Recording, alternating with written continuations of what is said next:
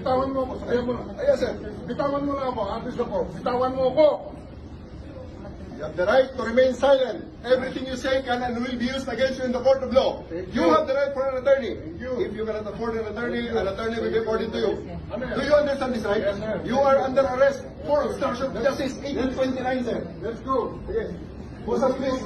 Posas. Posas. Posas. Dali, posas. Dali. Yang mga ganun na reaction ng expected video yan kasi pamilya. Kayong mga sundalo, kilala man ninyo ako. Anong kasalanan ko? Kayong mga Pilipino, mga sundalo, anong ginawa ko? Hayaan mo lang makita nila ang tatay nila. 80 anyo. Kung ganun, okay lang. Kung hindi nyo papasukin, make it clear. Yes, sir. Hindi papasukin, sir. Hindi ninyo, ikaw, Yes, sir. hindi mo Upon my orders. hindi mo pinapasok. Yes, sir. Upon my orders, sir.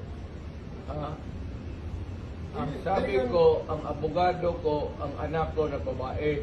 As you said, bakit mo naman i-deny ang abogado ko, ang abogado ko yung anak ko na babae?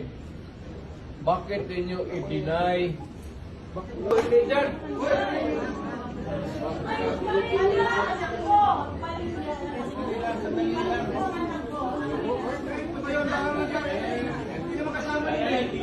May sasabihin na.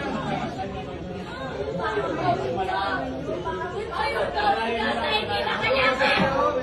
Ayaw tawin ka sa presidente niyo!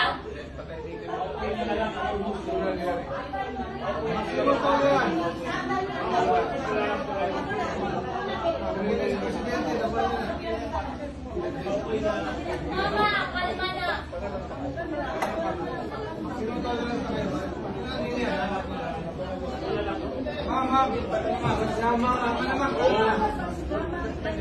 Doing orderly call. Yang mga ganun na reaction ng expected video yan kasi pamilya.